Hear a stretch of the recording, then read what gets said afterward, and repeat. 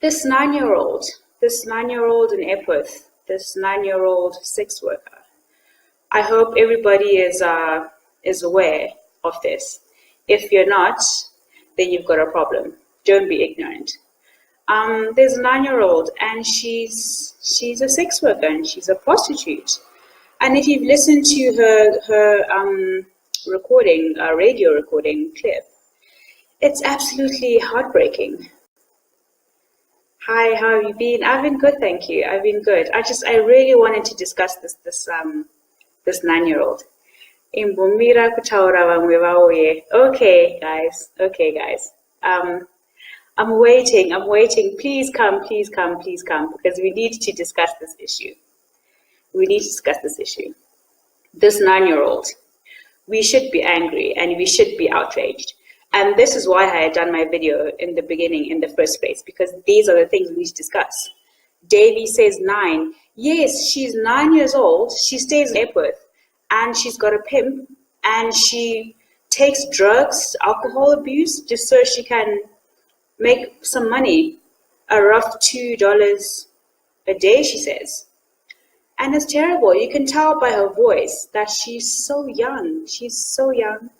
And her customers are just old men, people that should be protecting our kids, and instead they vandalize our kids.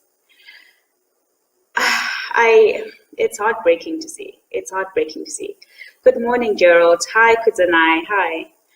And I hope that as Zimbabweans, we are very angry about this. This deserves our attention. These are the things that we need to be talking about, that we need to be posting on our timeline. Forget the carnival, forget Zodwa, forget all of that.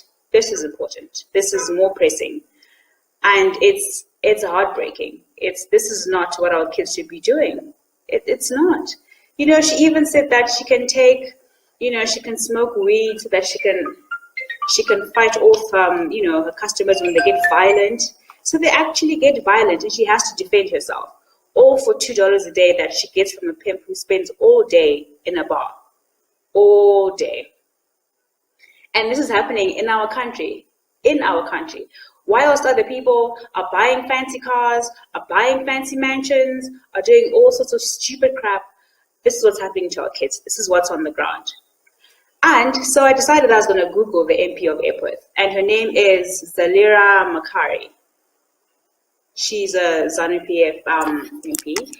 So I decided to see, what comes up when you Google this MP. And shocking. She's got an article that she did that's called Empower Sex Workers. And she said that the government ministries must help sex workers to set up businesses for them to be self-sufficient if the country is to meet one of the United Nations goals to end HIV and AIDS by 2013. What did she mean by this? Did she mean that our kids must now go and sell themselves and the government's going to help them? How can you advocate for effective businesses for sex workers, but you can't advocate for education for our children? This was a shocking article that I read, and I found it on Google. Just Google her name, and this is what comes up. I don't know. You guys have to help me here, because I don't understand why she would advocate and to empower sex workers. Because this article was done on the 8th of April, 2016, and we're now in 2017, and look what's happening now. Now our kids have taken her words, and now they're also selling themselves on the street. Is that what she meant? Because, and also, has anybody heard a response from the MP? Has she said anything about this? Because these are people in her constituency. Has she done anything about this? Hi, Ford. Xavier says the most disturbing thing is the guys who sleep with those little kids.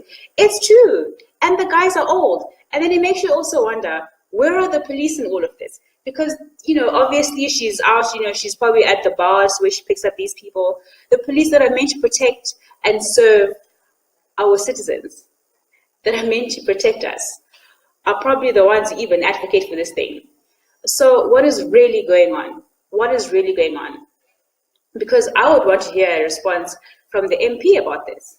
I mean, we need to find this girl, and it's an outrage. It's an outrage. You should be angry. I don't want to swear. But I'm very pissed off. It's not okay. So I would want to know what this MP is doing, and I'd want to know what this article meant, because this article was just over a year old, and now our kids are prostituting in the streets. She should be in school. She should have friends. She should be learning and reading books about Dick and Jane, and those books, See Dick Run. That's what she should be doing, not sharing a room with some old man who I don't understand. I don't understand. I mean, the article even says, but despite the controversy surrounding the subject, Makari believes it is up to the government's line, ministries, technocrats, pastors, lawmakers, and politicians to spearhead efforts of giving sex workers a better way to make a living. What the hell does that even mean? When is it a better way to make a living? How do you make a sex worker make a better living? Can somebody answer these questions for me? Can she answer these questions for me? Because I would want to know. I would really want to know what she meant by that. Because you see, she's used these words carelessly, clearly, and look at the impact that it's had on our little daughters of Zimbabwe. It's not right. And it's not fair. It's really not fair. I don't know, guys. I don't know. And then I found another article that says youthful ZANU-PF MP hailed in Epworth. Hailed for what? Hailed for what? And these are the articles that we see about our leaders. You don't even find anything of substance that they're actually helping the people of Zimbabwe, that they're doing anything in our country, but you just hear these weird articles that don't actually matter. I don't know. I'm now just speechless. This is poor. This is poor on the part of our leaders, and this is poor on the part of us as Zimbabweans. I think we need to start focusing on the things that matter. This needs our urgent attention, and I'm happy that I'm seeing a lot of these posts on my timeline. Guys, we need to do something. We need to push. I don't know, our organizations, whatever we can do to help, because if you just, sex workers in Harare or confessions of, sex workers, young sex workers, the articles are plenty plus. And most of the time, it's actually not because they're doing it just because they want to.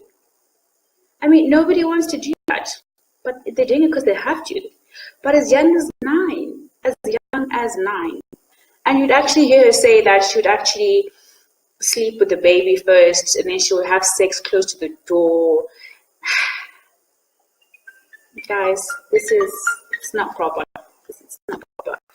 We need to do something, and we need to continue to talk about this, and we need to push the people that are responsible to do this, to speak up on it, to do something about it.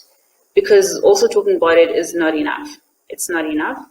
But I would really want Zalerah Makari to do some kind of a statement, a press release. I would want to know what the police in Epworth are doing, because she's obviously not the only 9-year-old who's doing this.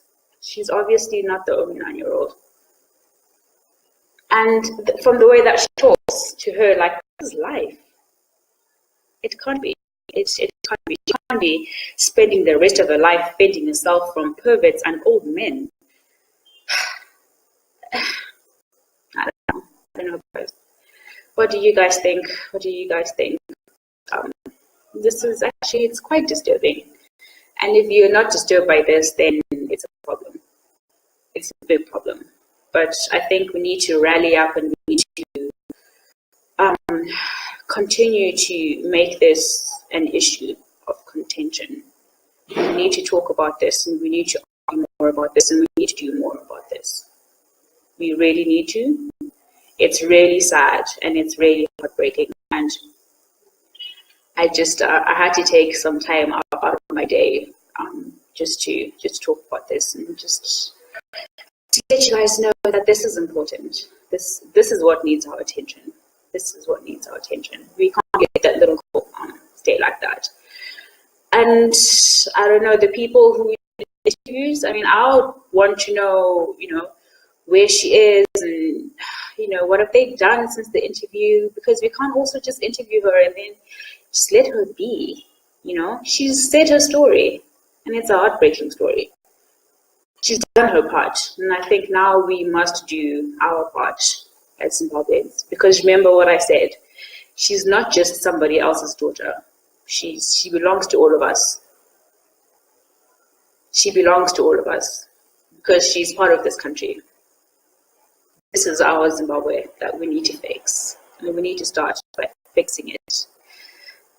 And to do that, we need to start by helping our children. I'm so sad, you guys. I'm sad. I'm angry.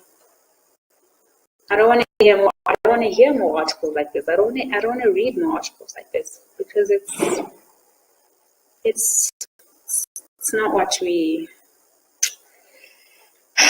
It's not what we should be talking about. It's not what we should be talking about. We need to do better, guys. We need to do better. We need to continue to share the story. We need to, just, keep the little girl in our prayers and just see what we can do to help and, her and many others, because there are many others like her. So, with that being said, I do have to get back to work. Thank you for listening, and thank you for tuning in. And I hope that you continue with the story, and we continue to talk about it, and then we try to find solutions. To those people who are over there, up there, the leaders in your fancy cars and your fancy houses and all of this, guys, please. Let's do something, okay? Have a great morning, guys. Nice to have a chat, and please do leave comments, share the video, and yeah, have a good day, guys. Bye.